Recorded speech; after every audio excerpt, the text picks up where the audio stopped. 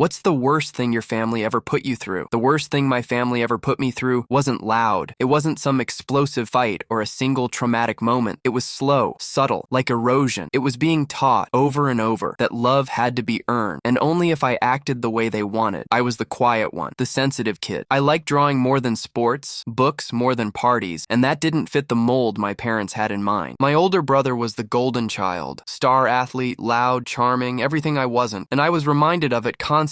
Why can't you be more like him? Stop being so emotional. You'll never get anywhere with that attitude. I remember once in 7th grade, I won an art competition. I brought the ribbon home, proud, excited, hoping for just a small moment of recognition. My dad barely looked up from the TV. "Is there money in that?" he asked. My mom smiled, but it didn't reach her eyes. "Well, your brother made varsity today," she said. That was it. My achievement was invisible. I learned quickly that silence could be louder than shouting. They never hit me. They never screamed, but they didn't have to. It was the absence that did the damage. The way they'd forget to tell me about family dinners, the way they only showed up to my events when it was convenient, the way I was expected to clap for others, but never asked if anyone was clapping for me. It got worse when I started standing up for myself. I remember coming out as bisexual at 17. I rehearsed it for days, sweating through entire night, hoping they'd just say they still loved me. Instead, I got silence, then tension, then coldness that never quite left. They didn't disown me, not outright, but the hugs got stiffer, the conversation shorter. Suddenly, everything I said or did was too much or for attention. I remember my dad saying, "Just don't make a big deal out of it," as if my truth was a problem to manage, as if being honest about who I was would make them look bad. I tried harder. I got good grades. I stayed out of trouble. I became the kind of person any parent would be proud of on paper, but it didn't matter. I was still the one they talked over at dinner, the one left out of family photos posted online, the one they forgot to call on holidays more than once. When I got accepted into a great college, they nodded. That's all. No celebration, no pride, just a shrug and a mention of how expensive it would be. I funded myself through scholarships and part-time jobs. I moved out and no one helped me pack. The night before I left, my mom said, "Don't forget to call your brother. He's going through a tough time." Not once did she ask how I was feeling, and yet, even then, I still hoped that maybe if I made something of myself, they'd come around. But years have passed and nothing's changed. They still forget my birthday, still only reach out when they need something, and I've had to mourn the parents I thought I'd eventually win over. You don't realize how much that kind of neglect shapes you until you're an adult trying to form relationships, and you flinch when someone praises you or think you have to constantly prove you're worth staying for. I second-guess compliment. I panic when someone says we need to talk. I apologize before I speak. The worst thing they did wasn't one single act. It was turning love into a transaction, one I was never rich enough to afford. And even now, I catch myself trying to earn affection I shouldn't have to beg for. Love, when it's real, doesn't come with performance reviews, but that's not what I learned at home. And sometimes, even now, I still wake up wondering what version of me they might have loved, if any at all.